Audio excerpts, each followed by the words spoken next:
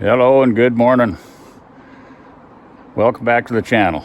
As you know, my name's Milt, and you're watching Legion Living Like a Boss. We're working on this little D4 again this morning. We're going to get the wash gun going, get that cleaned up, that clutch compartment, and assemble all our parts, got them all cleaned up, all our clutch parts, and get that installed in this machine, and hopefully that'll be the end of this nightmare.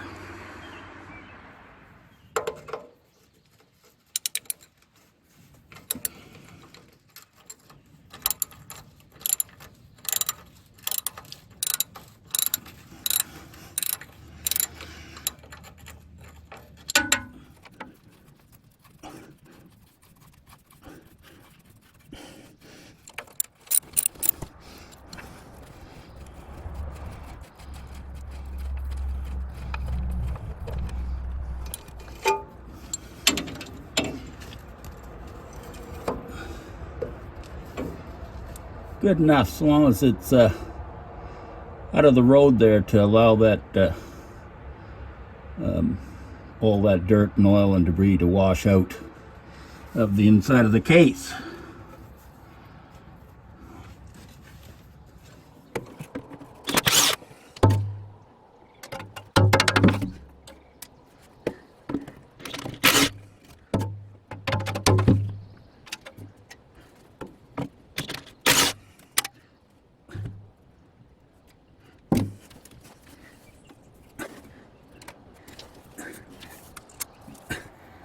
Well, there's that pilot bearing.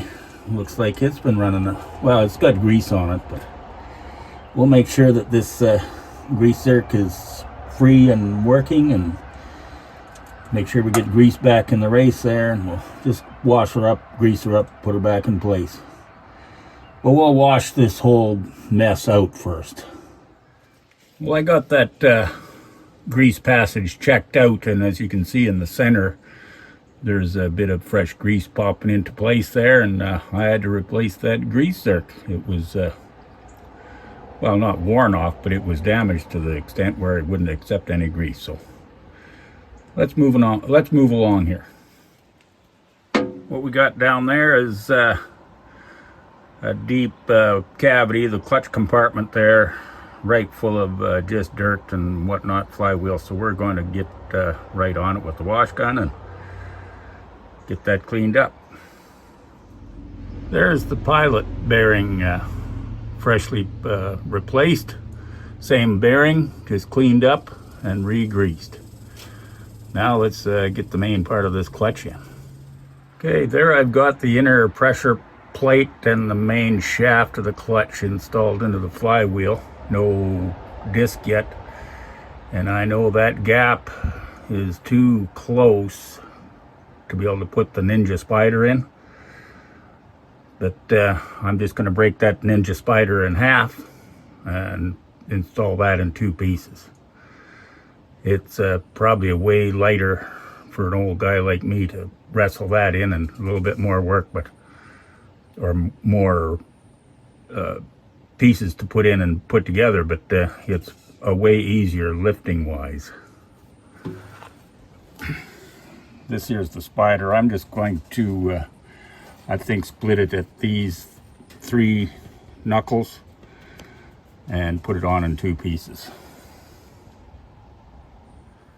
Well, there's the fiber disc, or the clutch disc itself, slid in quite nicely. Pretty lightweight material there. Now I've got to get that outer pressure plate on. Okay, that's the final heavy piece. The outer pressure plate is in place. Now I'm just gonna have to break this Ninja Spider apart and put that in place.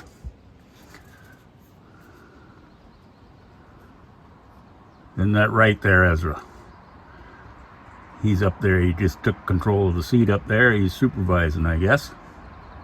Just a note here, I'm at this pin now. I've got a couple out already, and one of these I've noticed, but after I mangled it, These are not just any old nail or piece of wire. This is a wire that's been formed to the shape of a split key or a cotter pin.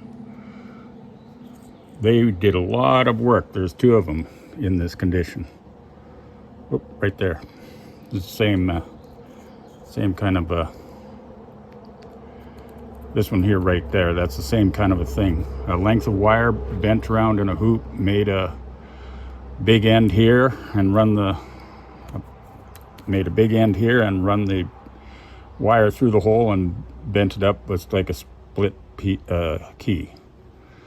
Pretty innovative, interesting. I've never seen that ever. Nails and wires, but never a well-made, fabricated, homemade cotter pin.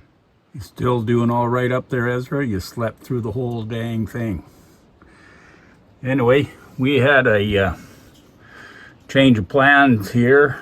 No matter how well you plan things out, there's always something that's just not going to fit into your plan. And my problem was the second part of the spider would not fit in between the input of the transmission, the input shaft of the transmission, and the output shaft of the clutch. So I didn't take it all out of the machine, but I just suspended it with my little motorcycle strap and my little winch there, and just pulled the whole assembly out of the pilot bearing. It did fall down into the away, but it tilted up the shaft high enough that I managed to get the other half of that Ninja Spider on, and then just had to push on it, overbalance it, with my hand, and stuck it back in the hole. So now we're looking pretty good. Still easier than trying to maneuver that whole big monstrosity of a thing by yourself. I think it's working out pretty good. So anyway, we're going to continue. Well, Ezra, you missed it all again. We managed to get that whole clutch assembly together, a new cotter pins in where needed, and yeah, he's all just adjusted that a loose whatever you call it there, over center, just to hold things together. And it is raining. I don't know if you can see it, but it is raining right now, so it's time to pull the pin, and I'm gonna go inside until it either quits raining or it's tomorrow morning. Good morning. Nice and sunny today, a little bit of rain last night, and Ezra seems to have woke up and left. Oh well, working here alone this morning. I did get this clutch, the clutch assembly all together. I just got to, and I even got that circlip on the end of the shaft, so I'm ready to put the coupler on there, put that inspection cover on the bottom of the case back in place, put this linkage back in place on the arm there that functions the clutch. The clutch is just barely set right now for a light snap over, and yeah, making good progress. That was quite the bear, putting those that big steel circle assembly on there, putting those dowel bolts back in there. Man, that was a struggle. Didn't have the right wrench, had to modify one of my combination wrenches, so it's a special tool made just for the D4s. But anyway, moving right along, we'll get that coupler on and get this cover back in place. Well, that only took maybe an hour or so to put that coupler in there together, and then on the far side I got the clutch lever linkage hooked right up, put some cotter pins all around. I didn't use all fold over locks on the coupler. Most of the fold over locks were no use of anything, so I didn't have new ones, so it's lock washers it is. So anyway, we got that all ready to go. Just have to put the cover on it, connect our clutch lever and our little oil line that goes to this oiling cup here. And that'll be a wrap for this little job.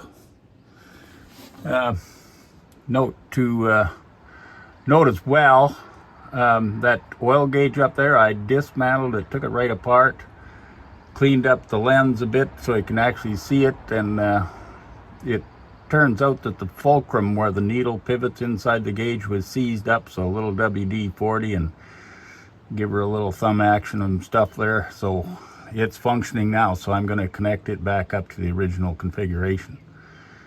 Anyway, we'll go ahead and we'll get our darn cover on. Okay, there we have it. Got the cover on. I got the floor plates in. They're not bolted down. I got the clutch adjusted. So it just gives a nice snap in, and like a snap over and release. Might give it a little tightening later on, but we don't use these machines very much, a couple hours a year, whatever. So I'm sure it's going to be adequate. But I did notice on here, there's not many hours on this, but it sure wobbles in and out, 1/4 inch for sure. So I'm not going to do it today, so that'd be one of the future projects. I think when I put that engine up, this is not the matching engine that came with this cat. This is some sourced out engine. And I really didn't have any new bearings and stuff. I just had a bunch of miscellaneous used stuff, put the best I could together, and of course that's not working out so good. So, but I do have new main bearings.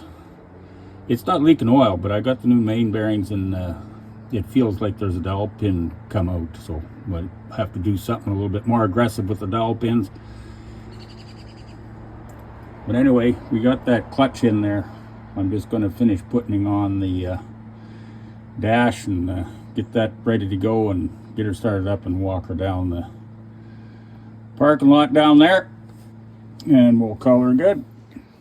I can't say it enough times. I'm sure glad when I parked this up here at the main yard, it's in the shade of these trees, because it sure is warm these days.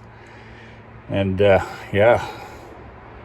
Just the same, it was a pretty good workout doing that clutch. But anyway, that's all we got for now. Like my videos, like, subscribe, please comment, and we'll see you again on the next one. Bye for now. I did get the dash and everything completely put together, and got this old girl started up and moved it on down below to park in the lineup. But yeah, it doesn't stick anymore. But the clutch does like to hold up and prevent me from shifting it in gear, so I have to put it at a low idle and then it'll go in. So I'm thinking now there's another problem. Maybe it was the original problem, but it's the clutch disc that is worn into little grooves in the cogs of the flywheel.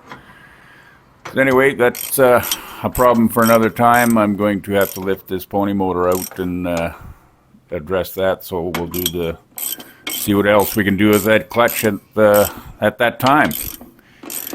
Oh well.